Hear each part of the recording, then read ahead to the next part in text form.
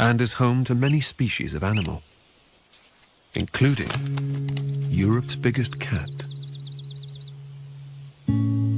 After bears and wolves, at almost 40 kilograms, the Eurasian lynx is the third largest predator in Europe. This magnificent beast lives a solitary existence and roams fragmented areas in almost every alpine country.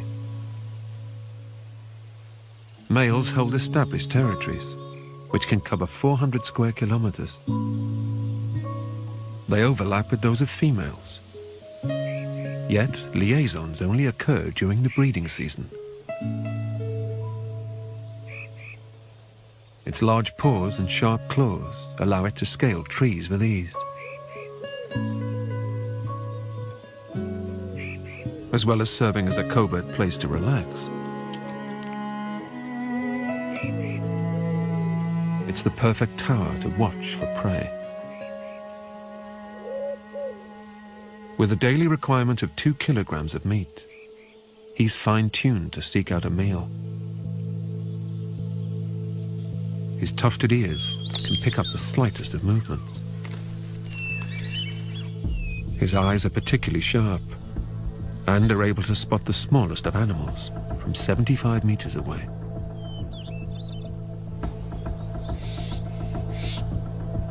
Bigger prey stands no chance of staying concealed.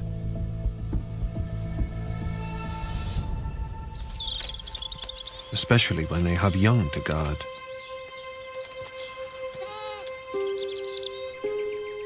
Six months after the winter rut, spring has brought new life to groups of chamois on the slopes of the Alps. Females and their young can live in herds of up to 30.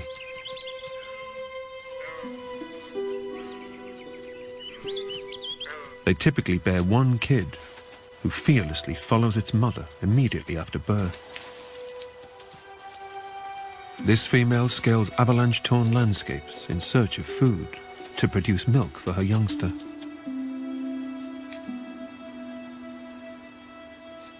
He is dependent on this protein-rich formula for the first 3 months before he can graze on solid food.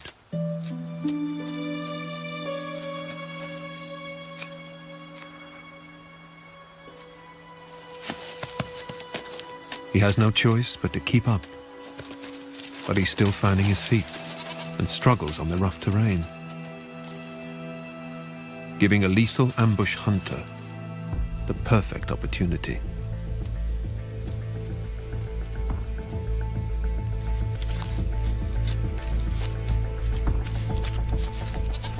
The Eurasian lynx is no match for the rapid and agile chamois in the adjoining meadows. But using nearby forest as cover, it can creep up on an unsuspecting victim.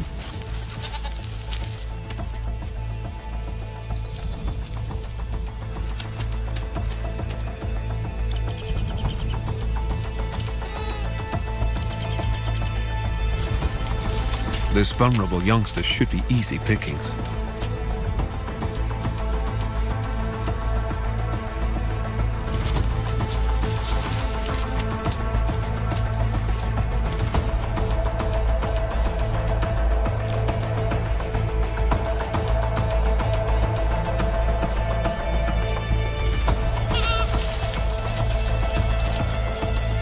Fortunately for the herd, an alert mother raises the alarm. His cover blown, mother and baby flee to the safety of the pastures.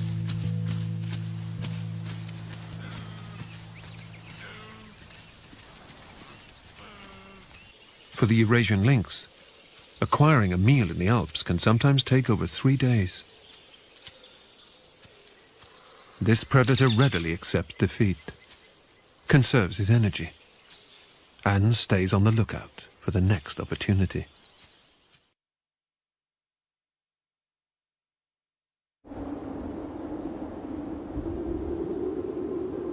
Since the formation of the Alps, one icy force has helped to create the landscape that we know today. Glaciers.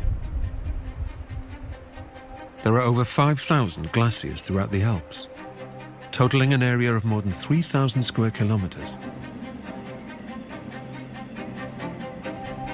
They form at high altitudes, where the snow falls faster than the ice can melt. Over time, gradual compression of the snow forms ice, which can be almost 1 kilometer thick. To the naked eye, these giant structures appear ominously still. But they are quite the opposite. Even at freezing altitudes, their weight exerts enough pressure to melt ice, forming a slick film of water underneath the glacier. This causes it to aquaplane down the mountainside at astonishing speeds of around 1 meter a day.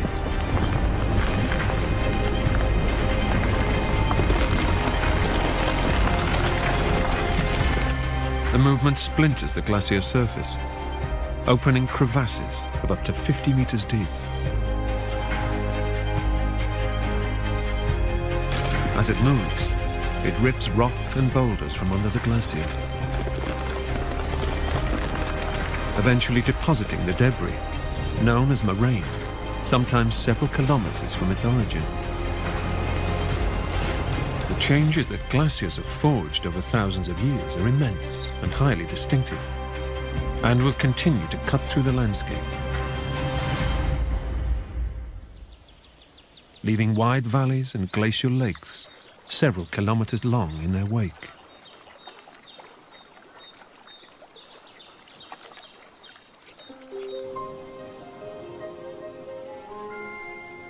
Summer is a time of plenty for all creatures, and brings changing landscapes to the high pastures. There are about 4,500 plant species in the Alps. Almost 8% of them are found nowhere else on the planet.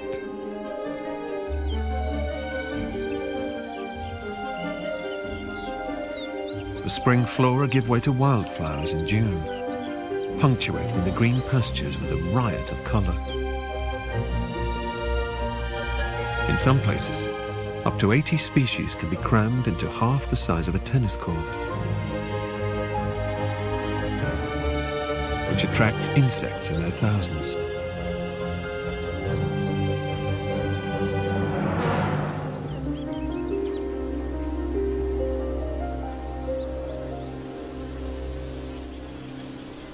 Honeybees are on a mission to stock their hive.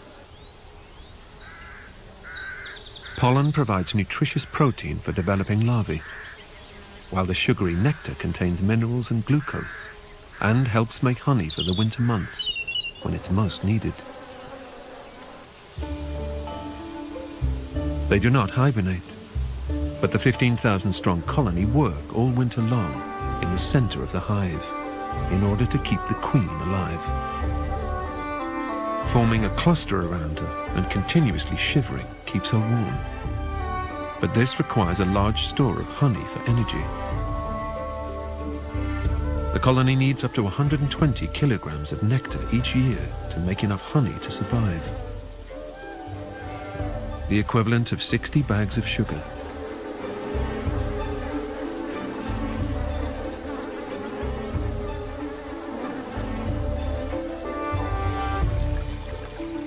Mountain streams flowing through the meadows provide much needed water in the heat of summer.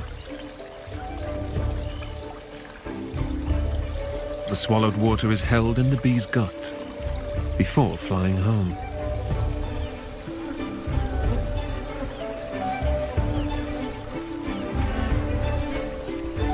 It's used to cool the hive by coating broods of larvae and eggs in a thin film.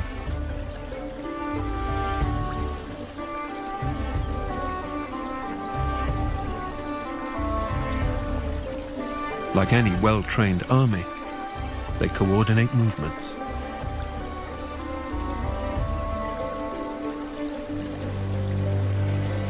The number of bees depends on the needs of the colony, and soon enough, a full foraging mission is underway.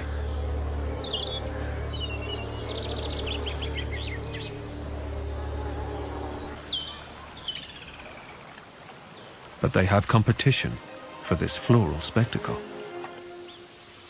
The marmots have also been busy since they emerged from their burrows.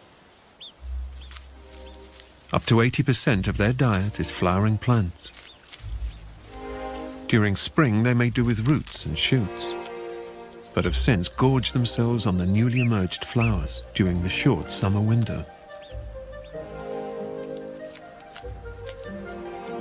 They pick foliage high in fat to ensure they pile on the pounds for winter. Their survival relies on this.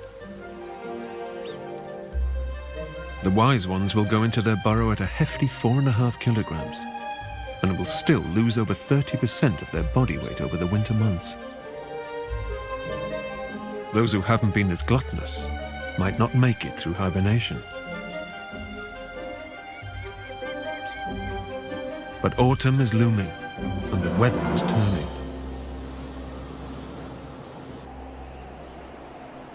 It's a race against time to prepare the burrow.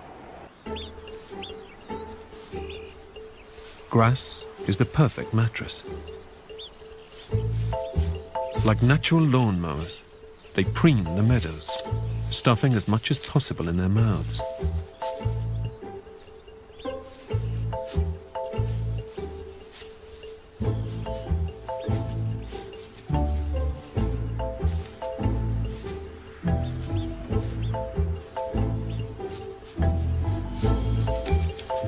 As October arrives, and with their fat reserves full to the brim, the marmots retire for the winter.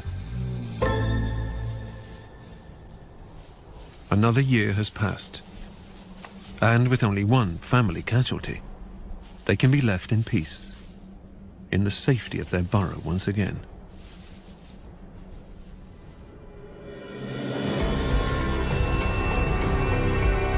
The Alps are one of the largest unspoiled wild areas of Central Europe. They are stage to an unrelenting world, where wildlife is pushed to its limits. From the up to the windy heights of the peaks, life has found ways to adapt to these harsh conditions.